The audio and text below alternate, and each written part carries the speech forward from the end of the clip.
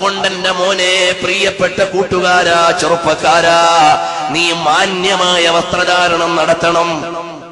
എല്ലാരും ഇപ്പൊ ഈ കുപ്പായവും തലയെക്കെട്ടും കെട്ടണമെന്നല്ല, പക്ഷേ കൾച്ചറലായി മാന്യമായ വസ്ത്രം ധരിക്കണം. അതാണ് ഇസ്ലാം പറയുന്നത്. ഇന്ന് നോക്കിക്കോ, അവിടെ നരച്ചത്, ഇവിടെ നരച്ചത്, ഇവിടെ കീറിയത്, പൊക്കിള് പുറത്തുള്ളത്, മുതുക് പുറത്തുള്ളത്, സുജൂദിൽ പോയാൽ പഞ്ചായത്തും ബഹിരാകാശവും ഒക്കെ കാണുന്നത് ഈ രൂപത്തിലുള്ള വസ്ത്രങ്ങളല്ലേ നമ്മുടെ ചെറുപ്പക്കാര് ധരിക്കുന്നത്. മോനെ, നീ ആരുടെ അനുയായിയാണ്? മദീനയുടെ നായകൻ സറാഫാ ചമൻ ഹേ ദിയാറെ മദീന അഥവാ മാഷിന ഹേ ബഹാറെ മദീന. ആ മദീനയുടെ നായകന്റെ അനുയായിയല്ലേ?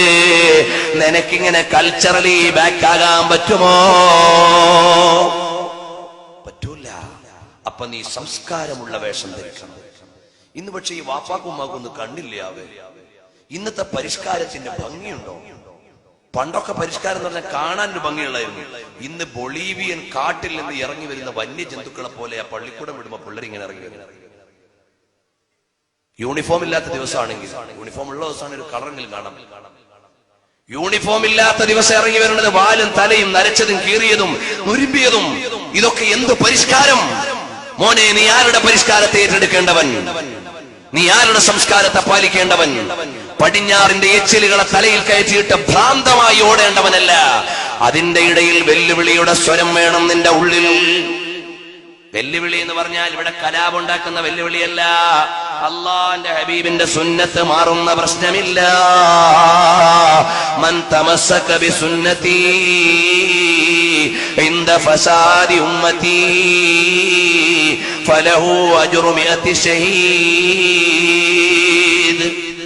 എല്ലാ പെമ്പിള്ളാരും അവിടെ കട്ട് ചെയ്തും ഇവിടെ കീറിയതും അവിടെ നുരുമ്പിയതും എല്ലാ വേഷവും ഇട്ടിട്ട് ഇങ്ങനെ ഫാഷൻ പരേഡ് നടത്തുമ്പോൾ മാന്യമായ പർദ്ദ ധരിച്ചു നടക്കുന്ന പെങ്ങളെ, നീ റസൂലുള്ളാഹിന്റെ പ്രത്യേക പരിഗണനയുള്ള മോളാണ്.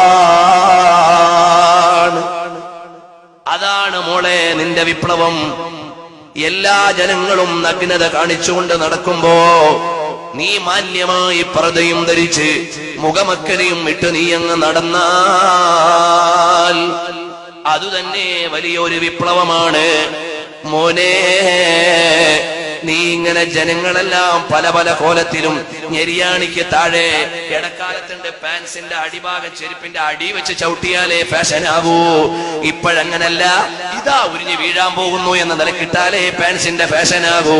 ഈ നിലക്കൊക്കെ ഇട്ട് നടക്കുന്ന മനുഷ്യന്മാര്, നിങ്ങൾക്ക് ഈ ബോഡി നൽകിയതാരാണ്? നിങ്ങൾക്ക് മേനി നൽകിയതാരാണ്? നിങ്ങൾക്ക് ഭംഗി നൽകിയതാരാണ്? ലോകത്തിന്റെ അധികാരിയല്ലേ? ഞങ്ങൾക്കതൊന്നും വാങ്ങാൻ കാശില്ലാഞ്ഞിട്ടല്ല. ഞങ്ങളെ അകത്തളങ്ങളിൽ ഞങ്ങളുടെ ജീവിതം കൊണ്ട് വിപ്ലവം നയിക്കുന്ന പോരാളികളാണ്. തലപ്പാവ് ഇസ്ലാമിന്റെ സിംബലല്ലെന്ന് പറയുന്നവന്റെ മാറിക്കീറി പിളർക്കാനാണ് ഈ തലപ്പാവ് വെച്ചിരിക്കുന്നത്. അള്ളാന്റെ ഹബീബിന്റെ സുന്നത്ത് വലിച്ചെറിയുന്ന ജനതയുടെ മുമ്പിലേക്ക് തേരോട്ടം നടത്താനാണ് ഈ വേഷം ധരിക്കുന്നത്. അല്ലാതെ ജാടയുടെ പിന്നിലാടാൻ ബുദ്ധിയുള്ളവരെ കിട്ടൂല.